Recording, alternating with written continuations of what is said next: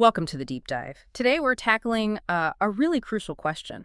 If we try to fix the climate with these big interventions like stratospheric aerosol injection, SAI, what are the sort of hidden costs, especially for the air we breathe? Think of SAI as this idea to actively cool the planet. We release tiny reflective particles, usually sulfates, way up in the stratosphere. Right. It's meant to mimic what happens naturally after a huge volcanic eruption, that temporary cooling effect. Exactly. And while, yeah, it shows some promise for maybe offsetting warming, it just opens up this huge box of, well, complex questions, particularly around environment and public health. And that's where we wanted to focus this deep dive, really understanding SAI's impact on air quality. We're talking specifically about changes in fine particulate matter, PM 2.5, and ozone, O3. And the health effects, the mortality linked to those. Precisely. I mean, PM 2.5 and O3, they're major players in respiratory problems, cardiovascular issues globally. Yeah. So figuring out how they might change is, well, it's vital for public health. And this study we're looking at, it's really significant because it uses this fully coupled modeling approach. It's called the Community Earth System Model, CESM2, with its whole atmosphere climate chemistry model, WACCM6. That sounds complex. It is. Think of it like a top-tier climate model. It can simulate these really intricate interactions between, everything from oceans to clouds to atmospheric chemistry. So it gives a much richer picture than maybe simpler models used before. Definitely. A more holistic view, really, of what changes we might actually expect. Okay, so our mission today, let's try and unravel the findings from this really interesting new study. Help you get a quick grasp on how SAI could affect the air we breathe and what that means for public health. Let's do it. All right, let's unpack this. The researchers, they looked at a few different potential futures, different scenarios. There's one called Arise SAI 1.5. That's where they use SAI to keep global temperatures at 1.5 degrees Celsius above pre-industrial levels. Right. And they also looked at Arise SAI 1.0, aiming for just 1.0 degree warming. And they compared these SAI scenarios to a baseline, the SSP2 4.5 scenario. Exactly. That SSP2 4.5 is kind of a middle-of-the-road future pathway, sort of what might happen if we don't implement SAI but continue with certain climate policies. Got it.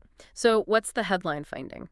Well, the central finding, and it's quite interesting, is that under that Arise AI 1.5 scenario holding warming to 1.5 degrees, they actually found a modest reduction in pollution-related mortality. A reduction? Okay. Yeah, specifically during the decade 2060 to 2069, and that's compared to the baseline scenario without SAI. A modest reduction. That feels, well, maybe not what some might expect. You might think a big intervention has a big effect, good or bad. What does modest really mean here? And is it across the board for all pollutants? That's a great point, and that's where the nuance really kicks in. It's not uniform. So for ozone-related deaths, they found that modest reduction, specifically 1.26%. Okay, a small decrease for ozone deaths. But, and this is key, for PM 2.5 related deaths, there was actually a slight increase, about 0.86%. An increase. Okay, so right away, the picture is mixed. It's not simply making air quality better or worse overall. Exactly. It tells us straight off that SAI isn't some kind of silver bullet for air pollution, and its effects are really specific to the pollutant, different impacts on different things. That complexity is crucial to understand. Okay, this next bit, this really jumped out at me, especially about PM 2.5. Intuitively, you'd think, okay, we're injecting sulfates. Sulfates contribute to PM 2.5, so injecting more should increase PM 2.5 levels, right? That would be the simple assumption, yes. But the study found something else entirely. It says PM 2.5 mortality changes showed almost no sensitivity to the amount of sulfate injected. How does that work? If it's not the amount of sulfates, what is driving the PM 2.5 changes? That feels really counterintuitive. It absolutely does. It raises that exact question, doesn't it?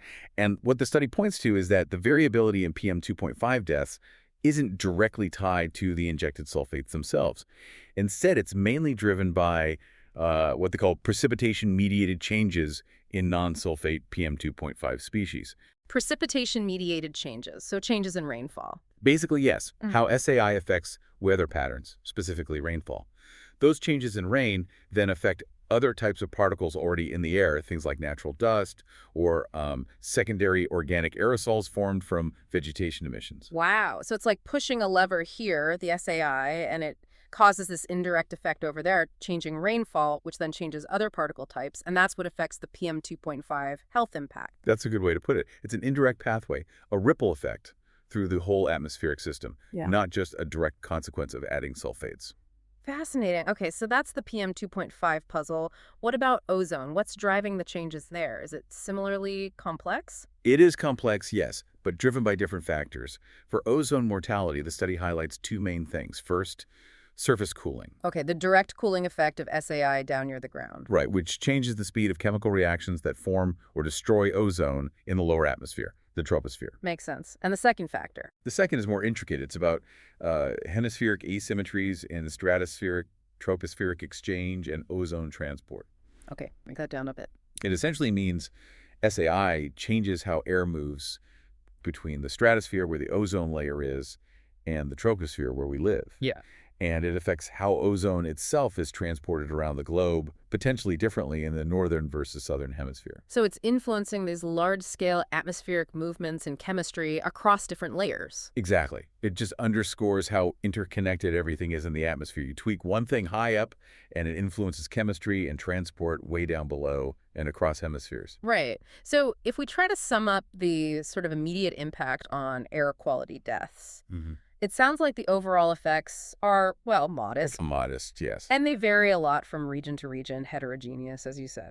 Definitely not uniform globally. And crucially, these effects, whether slightly positive for ozone or slightly negative for PM 2.5, they are significantly smaller than the kinds of improvements we could get from, say, targeted air quality policies implemented sooner rather than later. That's a key takeaway.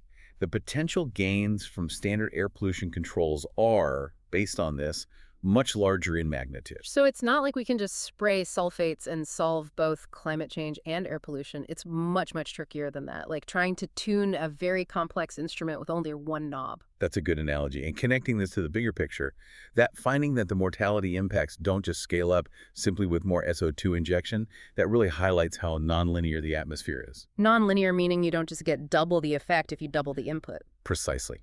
The responses are complex. And another really critical point from the study is the differences they saw across the various ensemble members. What does that mean, ensemble members? Think of it like running the climate simulation multiple times, but each time starting with slightly different tiny initial variations, like tiny differences in initial weather conditions. Okay. The fact that these slightly different starting points led to noticeable differences in the air quality outcomes emphasizes just how much natural internal variability exists in the climate system. So even if we did SAI perfectly according to plan, the outcome might still vary because of this inherent chaos almost. Exactly. It highlights why we absolutely need these kinds of detailed ensemble-based analyses when we're trying to figure out the potential health impacts of something as major as climate intervention. It's not a simple input-output calculation. Wow. Okay. So this deep dive, it really shows that while, yes, stratospheric aerosol injection is this, well, frankly, fascinating idea for tackling global warming, It is. its effects on air quality are way more nuanced and much less direct than you might first think. It's certainly not a straightforward trade-off, and definitely not some kind of magic bullet for the air pollution problems we already have. Absolutely. And knowledge like this is most useful when it's really understood and applied, This study gives us a really vital piece of the puzzle. It stresses the need for this kind of comprehensive modeling models that can actually capture these complex interactions. Instead of relying on simpler assumptions that might miss these indirect effects. Right. It pushes us to think critically about how any potential climate intervention could sort of ripple or cascade through the entire Earth system in unexpected ways. Which really leads to a big question for you, the listener, to think about. As we explore these grand, large-scale solutions to climate change, just how important is it that we understand not only the main intended effects, Like the cooling. but also these subtle, complex, maybe even counterintuitive side effects like the air quality impacts we've talked about today? What other sort of hidden variables, these indirect consequences, might be lurking in other proposed interventions that maybe we haven't even fully considered yet?